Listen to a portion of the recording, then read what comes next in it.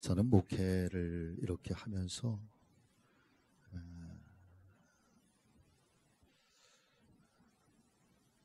정말 한 가지 많은 그 소원도 있고 바람도 있지만은 성도님들을 향한 어떤 간절한 바람이 하나 있다고 한다면 한 가정의 신앙의 어떤 아주 그 칼라 혹은 그 가정의 신앙을 이렇게 한 아주 단단하게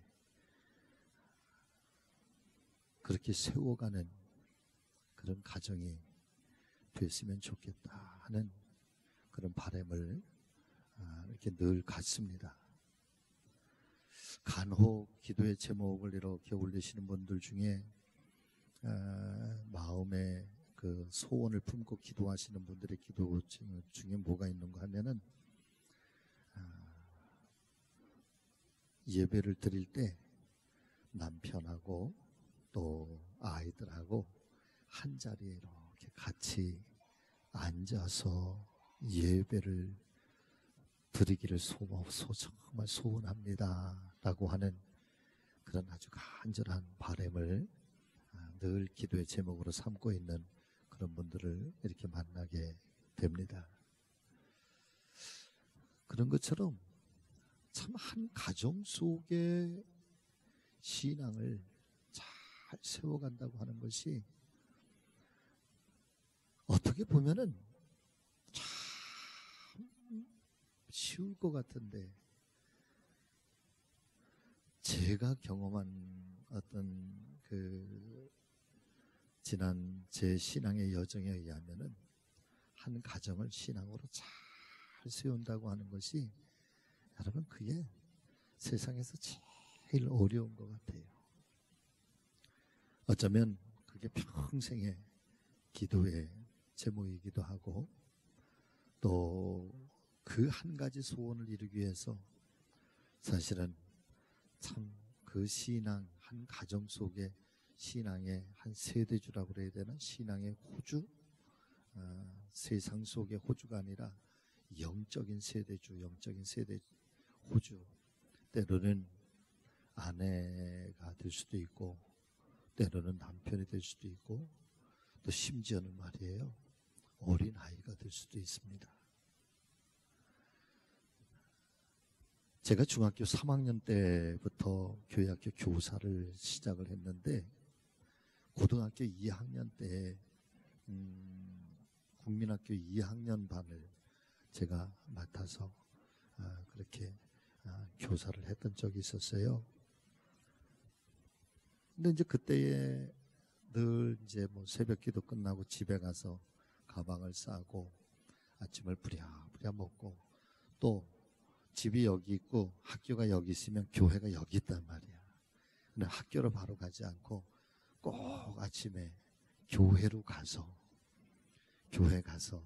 기도하고 그리고 학교 가고 또 학교에서도 끝나면 교회 와서 기도하고 또 집에 가고 이제 그러는데 아침에 보통 7시 한 10분 20분이면 제가 이제 교회 거의 같은 시간이죠. 거의 같은 시간에 7시 10분 20분쯤 교회 와서 기도하러 들어가면 그 아침 시간대 말이에요.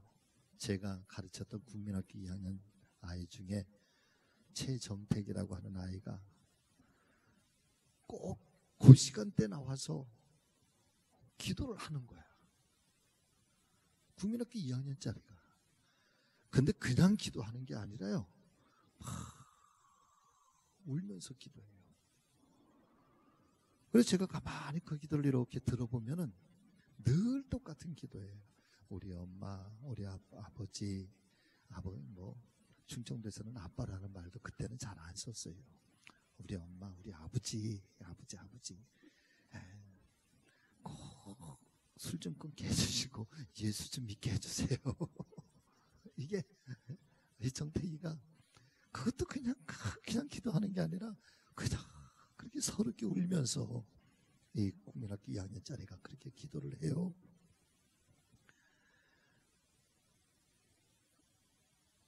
그 집안에 예수 믿는 사람은 아무도 없는데 이 2학년짜리가 교회 가까이 사니까 교회를 나와서 그렇게 이제 영적인 기둥이죠. 이 아이가 이 집의 영적인 세대주예요.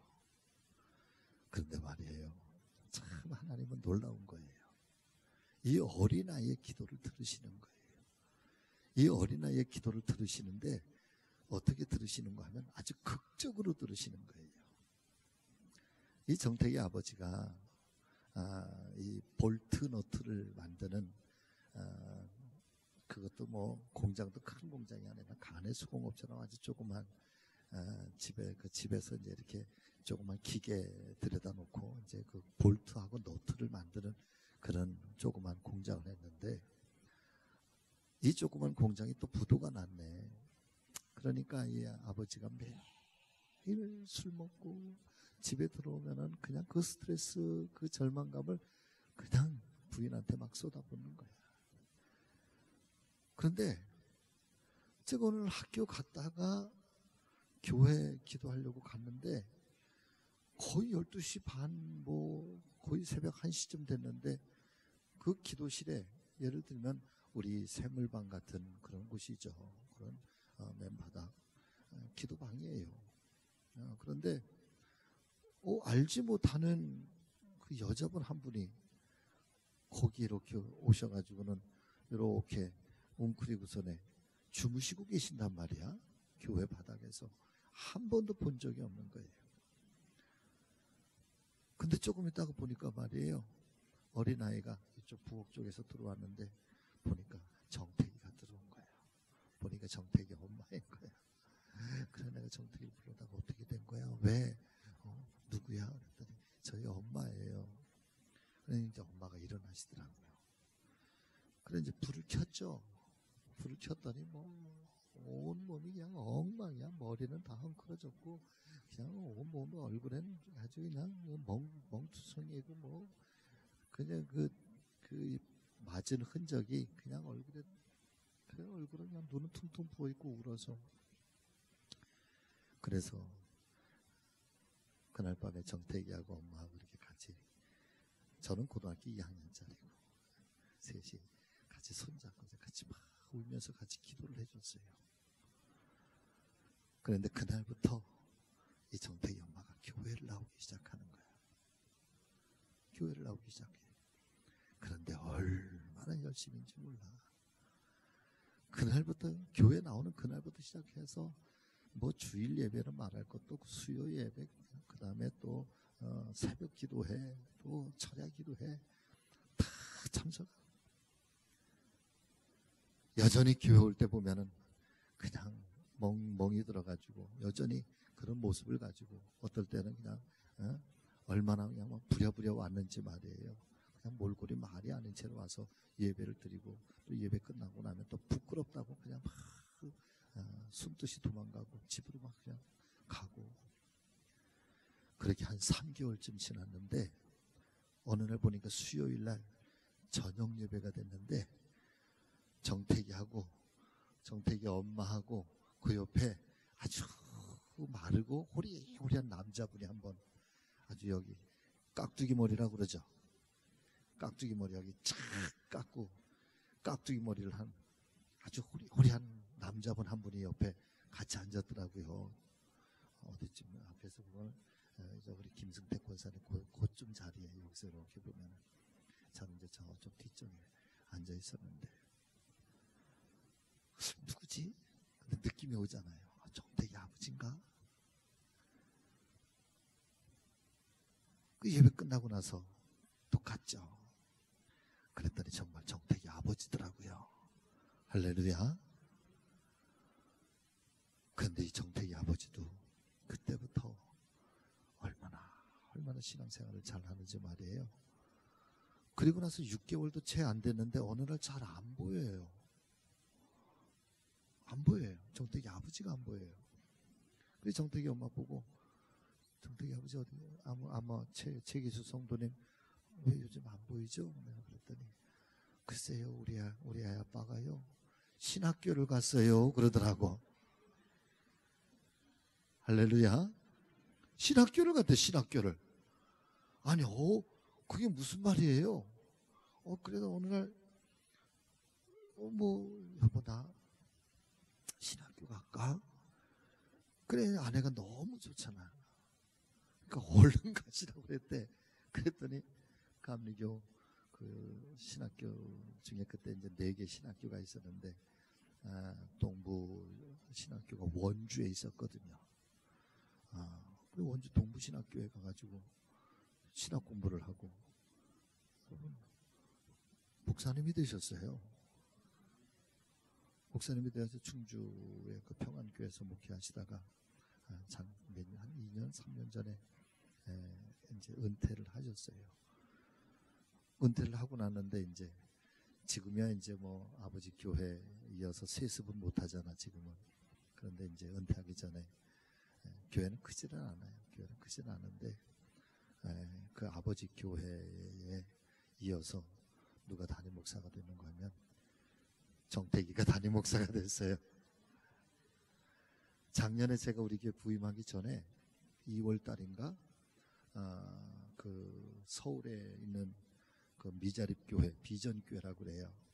비전 교회들을 비전 교회 목회자, 목사님들, 전사님들, 사모님들을 서울에 있는 도봉교회의 이광호 목사님을 중심으로 해서 몇몇 분들이 1년에 꼭 1월 달이나 2월 달에 그분들을 다 속초로 초청을 해요. 그래서 속초 호텔을 잡아주고 그다음 맛있는 걸 이렇게 다 먹여주고 그다음에 3일 동안 영성 훈련을 시키고 그랬는데 이제 속초 왔으니까 저보고 속초를 좀 안내를 하라고 그러잖아요. 그래서 이제 속초 그 청초수 그 식당에 거기서 이제 식사를 하는데 제가 이제 거기 가서 인사를 했죠. 이제 뭐 해마다 인사를 하니까 많이들 하는데 근데 밥을 먹는데 누군가가 하나가 저쪽에서 덩치가 이따만한 친구가 말이에요. 저한테 딱 오더니 제 앞에 무릎을 딱 꿇더니 목사님 제가 누군지 아시겠어요? 그러더라고. 한번 봐도 처음 보는데 글쎄 누구지? 그랬더니 목사님 저 정택이에요. 그러더라고. 정택이에요. 그러더라고.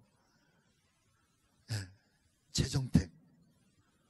그래가지고는 내가 정택이냐고 너무 반가워가지고 그냥 이렇게 막 껴안고 뛰었지 그냥 신이 나가지고.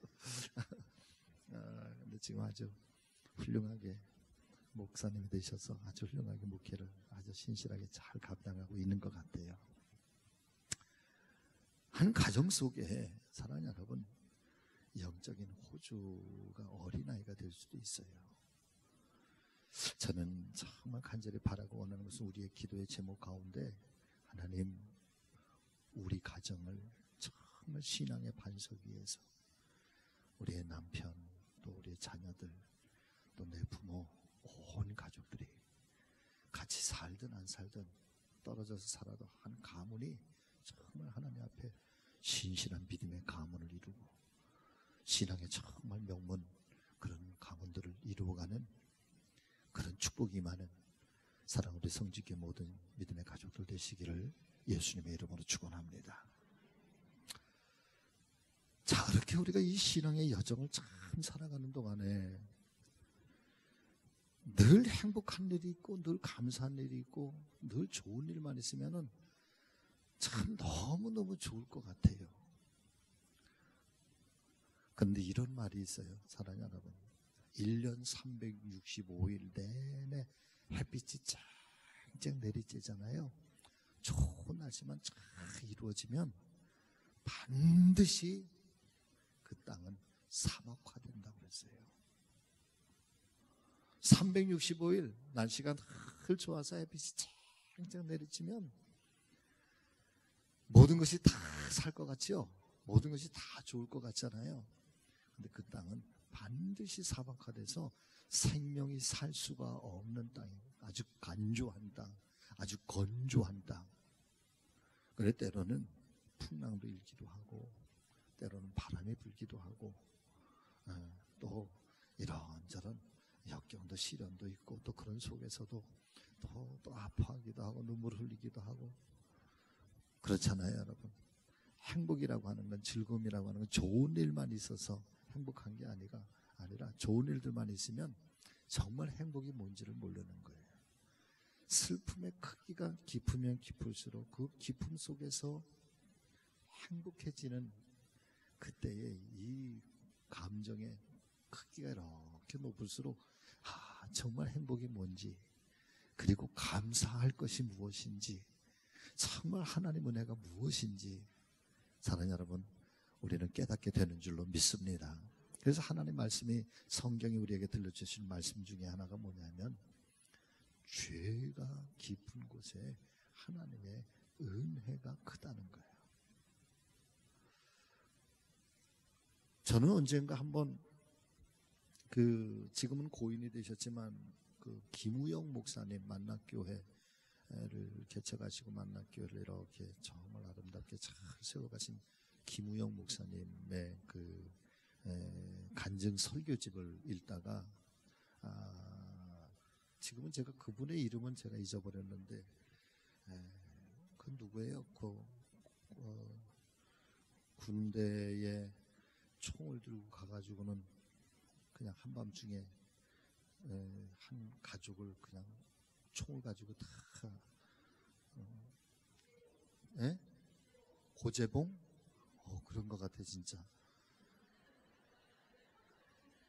집사님 감사해요. 잊어버렸었어요, 이름을. 그랬는데 보니까 일가족을 다 사살을 한 거야, 총으로. 근데 알고 보니까 다른 사람 집에 들어가가지고 그 엉뚱한 가족들이 그냥 다. 그래가지고 이 고재봉이 이제 잡혔잖아요. 근데 이때 이제 김우영 목사님이 그때 군목이었었단 말이야.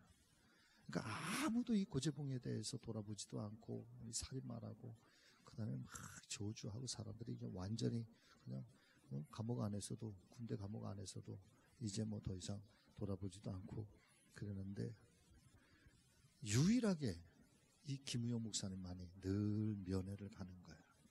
그 처음에는 안 만나주는 거죠.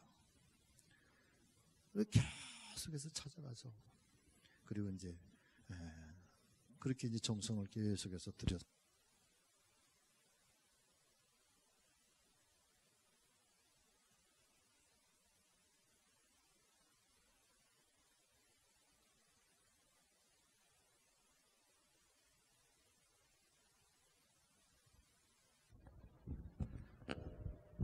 조금 낮춰주세요. 그러니까 조금 더 낮춰주세요. 늘 그렇게 이제 찾아가서 만나주고 그렇게 이제 정성을 들이니까 이 마음이 움직이기 시작하는 거예요. 배터리 갈아줘야지 빨리. 그렇지. 빨리 배터리 갈아줘야지. 그래요. 살 좀 빼야 돼. 같이 열심히 뛰어. 조금 더 낮춰주세요. 올려요 소리.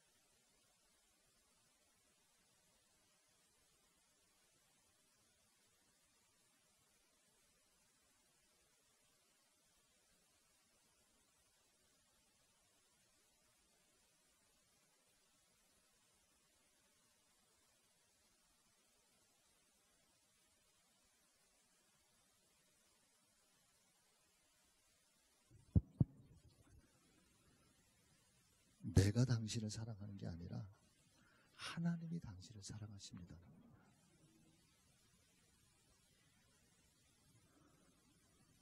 하나님이 나보고 당신의 가족이 되주라고 그랬습니다. 나를 하나님께서 당신에게 보내셨습니다. 하나님이 당신을 잊지 않고 있습니다. 하나님이 당신을 기억하고 있습니다. 하나님이 당신을 사랑하고 있습니다. 하나님이 당신을 버리지 않았다는 그 말에 고재봉이 확 눈물을 쏟고, 마지막 사형당할 때에, 마지막 사형당하기 전에 이제 목사님이 축복 기도를 해주게 돼 있거든요. 그때 고재봉이 마지막 그 사형장에 마지막 남겨줬던 말이 바로 그런 거예요. 하나님이 나 같은 사람도 사랑해 주셨습니다.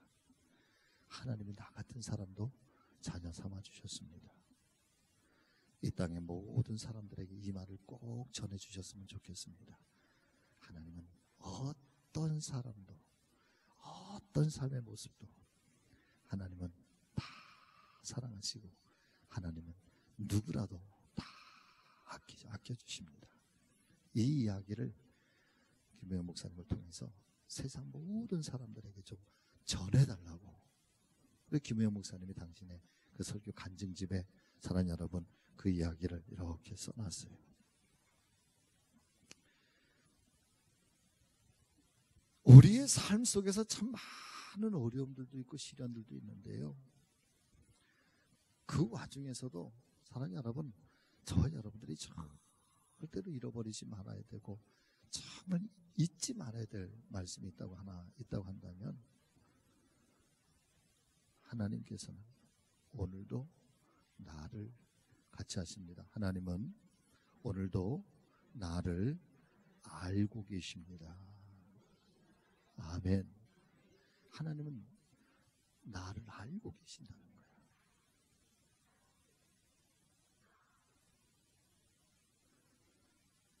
우리가 하나님 앞에 기도하면서 정말 경험되어져야 될 것이 있다고 한다면, 우리가 하나님을 의지하고 하나님을 바라보면서 정말 느껴져야 될 것이 있다고 한다면, 오늘도 하나님은 나를 알고 계신다. 하나님 내 형편을 알고 계신다. 내 사정을 알고 계신다. 내 마음을 알고 계신다.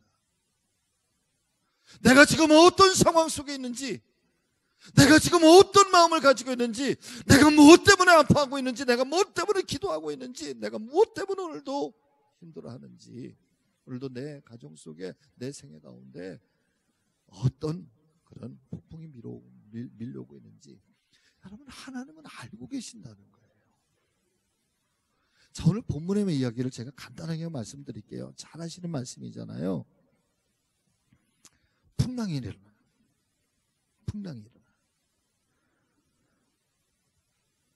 처음 출발할 때는 풍랑이 일어나지 않았을 거예요. 한 밤중에 이 벳세다를 향해서 건너가는 그 배를 타고 지나가는데, 처음 출발할 때는 배가 풍랑이 없었을 거예요. 잔잔했을 거예요. 한 가운데쯤 이르렀을 때에 비로소 사랑하는 여러분, 풍랑이 일어나기 거칠게 일어나기 시작하는 거예요. 그러면서 막 무서움에 빠져들어가기 시작하는 거죠.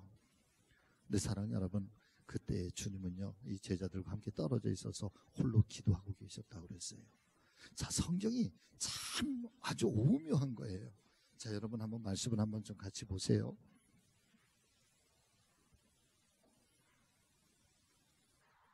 자, 22절 말씀 한번.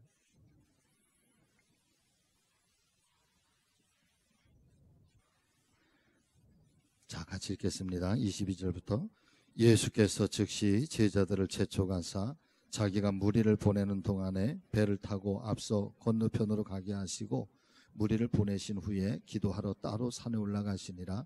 저물매 거기 혼자 계시더니 배가 이미 육지에서 수리나 떠나서 바람이 거스름으로 물결로 말미암아 고난을 당하더라. 자, 그리고 나서 밤 4경쯤에 예수님께서 바다 위로 걸어서 제자들에게 오셨다. 자, 한번 상상을 한번 해보세요. 이 말씀이 우리에게 던져주고 있는 이 말씀의 어떤 그 그림을 한번 이렇게 그려보자고요. 제자들 떠나가셨는데 예수님 기도하러 따로 혼자서 산에 올라가서 기도하셨어요. 그런데 예수님께서 밤 사경이라 하면은 밤 10시쯤, 우리나라 시간 밤 10시쯤 된 거죠. 아주 깊은 밤이 된 거예요. 그런데 그 시간대에 예수님께서 사랑하는 여러분, 물 위를 걸어서 가시는 거예요. 지금 이 장면은 풍랑이 일어난 그 상황 속에서 예수님께서 기도하시다가 풍랑이 일어나서 제자들이 떠나갔는데, 그 떠나간 제자들이 이 풍랑 속에서 고난을 당하고 힘겹고 어려움 당하고 있는 것을 예수님께서는 아시고, 그리고 이제 그 제자들에게 여러분 예수님께서 다가가시는 거예요. 저는 이게 우리의 믿음 가운데 우리가 기도할 때에 주님을 바라보면서 적어도 우리 주님께서는 나의 상황, 내 삶에 대해서 주님께서는 너무너무 잘 알고 계시다는 사실을 여러분 우리의 믿음 안에서 늘 그런 믿음에 확신이 있게 되시기를 주의 이름으로 축복합니다. 자, 그런데요, 마가복음의 말씀에 보니까 이 본문의 말씀이 원래 기록되어져 있던 마가복음의 말씀을 보니까 마가복음은 조금 다르게 이 말씀을 우리에게 증거를 해주고 있습니다. 자, 여러분 보세요. 마가복음 6장으로 한번 가보실까요? 마가복음 6장 45절부터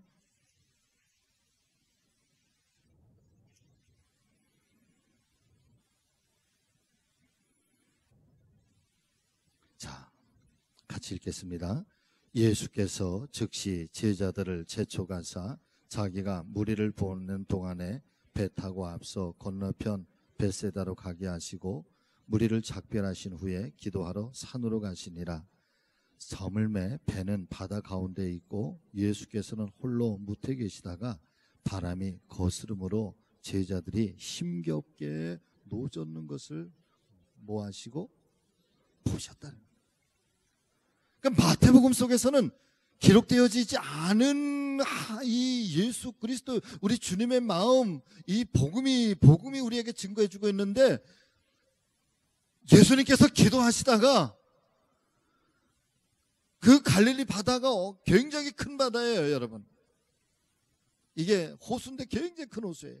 그냥 산에서 눈으로 그냥 이렇게 눈으로 보이는 게 아니에요. 그것도 밤 10시쯤에 아주 캄캄한 밤에 불빛 하나 없는 그 호수를 건너가는 배가 여러분 보이겠습니까? 사람의 눈으로 그게 보이겠느냐고요. 그런데 오늘 하나님의 말씀인 성경은 그런 속에서 그 풍랑이 거칠게 막 일어나는데 그 속에서 제자들이 힘겹게 노젓는 모습을 주님께서 보셨다는 거예요. 보셨다. 성경의 표현이 얘기해요. 그리고 나서서 예수님께서 사랑하는 여러분 그 무리를 걸으셔서 성경의 또 다른 표현입니다. 같이 하십니다. 제자들에게 오사 할렐루야. 주님께서 그렇게 찾아오시는 거예요. 이 하나님의 말씀인 이 복음서의 이 사건의 이야기는요, 구약 성경으로 고스란히 넘어가면 출애굽기에 이스라엘 백성들이 그 애굽에 고난 당할 때 하나님께서 역사하시기 바로 직전에, 모세를 통해서 역사하시기 직전에 성경이 하나님의 사람들을 하나님께서 어떻게 찾아오시고 어떻게 만나주시고 어떻게 그들을 이끌어 가시는지에 대해서 성경은 똑같은 표현을 가지고 우리에게 증거를 해주시고 있습니다. 자, 어디로 갈까? 출애굽기 2장으로 한번 가볼까요? 출애굽기 2장 23절부터. 출애굽기 2장 23절부터 25절까지. 찾으셨으면 우리 다 같이 크게 읽겠습니다. 시작.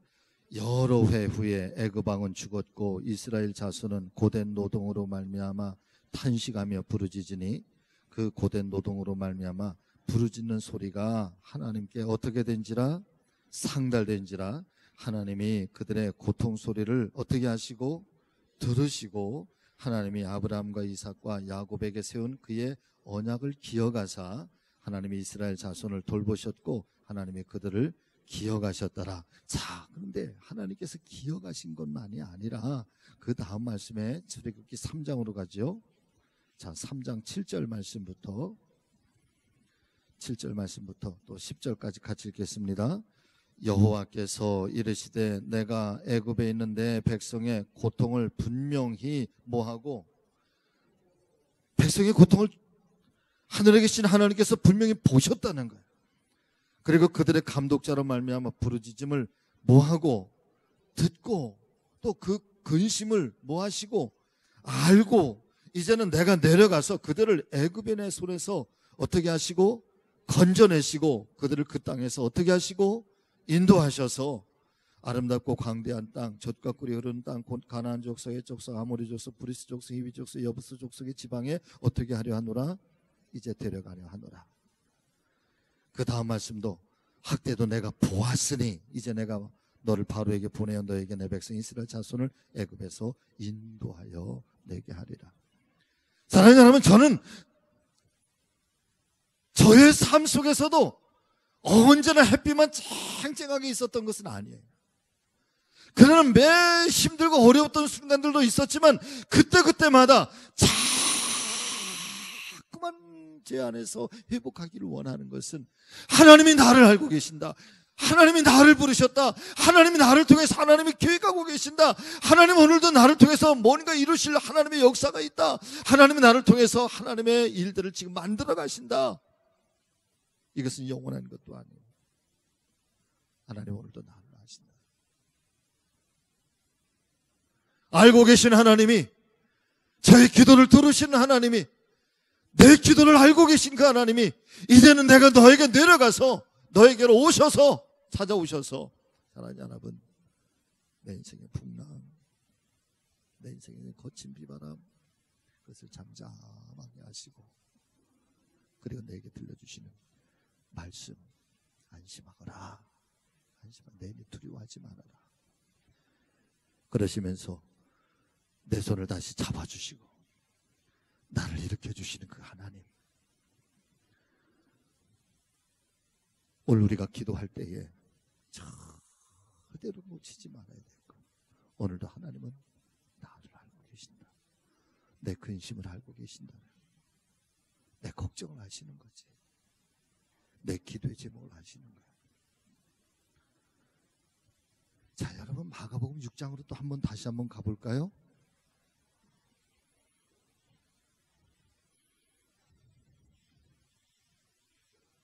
마가복음 6장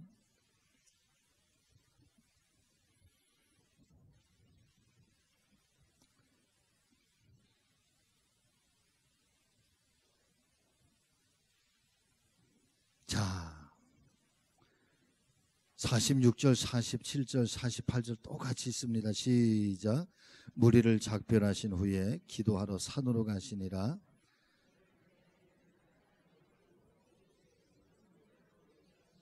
바람이 거스름으로 제자들이 힘겹게 노젓는 것을 보시고 밤 사경쯤에 바다 위로 걸어서 그들에게 오사.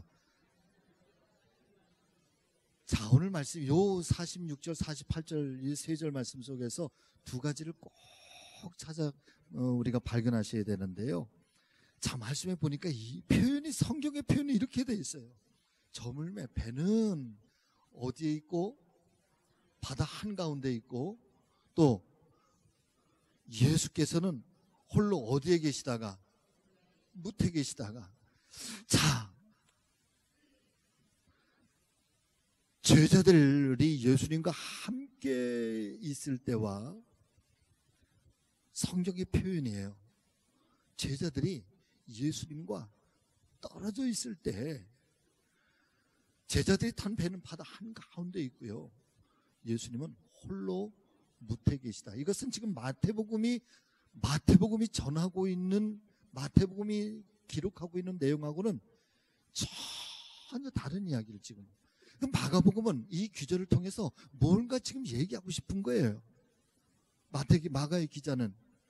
저는 이 말씀을 가만히 묵상하면서 그렇지, 우리의 신앙생활할 때 우리가 늘 신앙생활 열심히 하는 것 같기도 하고 또 늘 하나님의 거룩한 교회에 있기도 하고 예수님과 늘 가까이 있는 것 같지만, 그런데 사랑하는 여러분, 우리의 삶에 이 힘들고 어려운 내 인생의 노를 힘겹게 노를 저을 때, 그런 풍랑을 만나고 그런 어려움을 만나고 그런 시련을 만나서 내 인생의 노를 정말 힘겹게 저을 때, 사랑하는 여러분, 그때 가만히 한번 내 자신을 돌아보세요.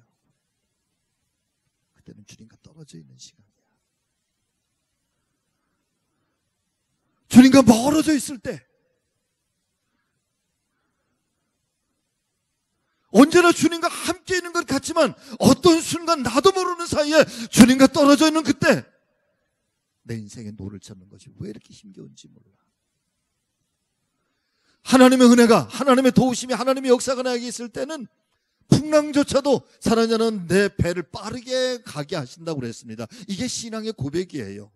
고난을 통해서 시련의 바람이 불어오는데 그 시련의 바람이, 그 고난의 바람이요, 주님과 함께 있을 때는, 내가 주의 말씀을 붙들고 주님 은혜 안에 있을 때는, 이 시련의 바람조차도 내가 가야 할 배를 그 바람 때문에 빨리 가게 하신다라고 하는 것이 우리의 신앙의 고백이에요. 힘들고 어려운 때가 있지만 주님과 함께 있을 때는 그 고난이 두려운 게 아닌 거예요. 그런데 오늘 이 마가복음의 말씀은 이 상황에 대해서, 이 제자들이 이 힘겨운 상황에 대해서, 사랑하는 여러분, 자기들은 바다 한가운데 있고 예수님은 홀로 무태 계시다가 분리되어져 있는 것을 말하는 거예요. 신앙은 어떤 상황 속에서도 우리 주님과, 사랑하는 여러분, 분리되는 게 아니라 어떤 상황 속에서도 주님과 함께 동행하고 주님께 늘 붙어있고 주님을 늘 부여잡고 살아가는 저와 여러분들이 되시기를 주의 이름으로 축복합니다. 그러니까 주님과 떨어져 있으니까 주님께서 제자들에게 다가오시는데, 참 그 두 번째의 이 말씀 속에서 우리가 발견해야 될 게 뭐냐면요, 예수님께서 물 위를 걸어서 오셔서, 마태복음에서는 제자들에게 오셨다 그랬는데 마가복음 뭐라고 표현을 하는 거 하면은요, 어떻게 표현을 했어요? 제자들이 있는 이 배를 지나가시려고 했다는 거야. 지나가시려고 했다. 47절 말씀 여러분 또 한번 같이 읽어볼까요? 시작. 저물매 배는 바다 가운데 있고 예수께서는 홀로 무태 계시다가 바람이 거스름으로 제자들이 힘겹게 노젓는 것을 보시고 밤 사경쯤에 바다 위로 걸어서 그들에게 오사. 저는 깜짝 놀랐어요. 마태복음 읽고 마가복음 읽고 요한복음을 읽었는데 마가복음에 주님께서 지나가시려고 했대. 그래서 지나가시는 그 모습을 보고 제자들이 그 예수님의 모습을 보고 예수님에 대해서 여러분 눈이 닫혀진 거죠. 유령이다. 이게 지금 예수님과 떨어져 있는 제자들의 마음을 보는 거예요. 믿음을 보는 거예요. 예수님을 바라보면서도 예수님이 나에게 가까이 다가오는데도 믿음이 없을 때는 여러분 예수님 얼굴이 안 보이는 거예요. 예수님을 알아보지 못해. 영적이 둔감해지기 시작하고 영적으로 신앙이 무뎌지기 시작하면은 여러분 예수님에 대해서 보여지지가 않아. 예수님에 대해서 눈 떠지지가 않아. 예수님 말씀에 대해서 들려오지가 않아요. 엘리 제사장이 그렇게 성전 안에서 늘 살면서도 사무엘 선지자에게 하나님께서 음성을 들려주실 때에 내가 뭔가 잘못 들었구나. 그때에 이 사무엘서가 뭐라고 표현을 합니까? 그때에는 하나님의 말씀이 희귀하였더라 그래. 희귀하였더라. 하나님 말씀이 희귀하니까, 주님이 주님인 줄을 모르니까. 그래, 하나님 말씀이 성경에 늘 깨어있으라. 하나님 말씀 앞에 예민하시기를 바라고, 주님과 함께 늘 동행하기를 예민하시기를 바라고, 주님과 떨어지지 않기를 위해서 늘 주님께 늘 붙어있는 저와 여러분들이 되시기를 정말 예수님의 이름으로 축복합니다. 그러니까 제자들이 베드로가 예수님인 줄 아시고 내니 두려워하지 마, 안심하라, 내니 두려워하지 말아라. 그러시니 예수님의 음성을 듣고 나서 비로소 그 다음에 주님이시거든, 나를 명하사 물 위를 걷게 하소서. 그리고 나서 바다 위로 풍랑을 보고 바람을 보고 물에 빠져들어가는지라. 예수님께서 눈 떨어지니까 빠져들기 시작하고. 오늘도 여러분 예수님 바라보고, 예수님 오늘도 나를 알고 계시고, 예수님이 나를 멀리하는 게 아니라 내가 예수님하고 멀리 떨어져 있는 거예요. 여러분, 예수님에게서 내가 떨어져 나가는 거예요. 다시 가까이, 다시 주의 이름을 붙들고 오늘 기도할 때에 주님께서 저와 여러분들의 손을 꼭 붙잡고 다시 건지셔서 오늘도 두려워하지 말아라, 안심하라, 또 찾아오셔서 우리 인도에 가시는 하나님의 놀라운 은혜와 사랑을 경험하시는 저와 여러분 모두가 되시기를 주의 이름으로 축복합니다. 자, 우리 찬송하고 또 기도하죠.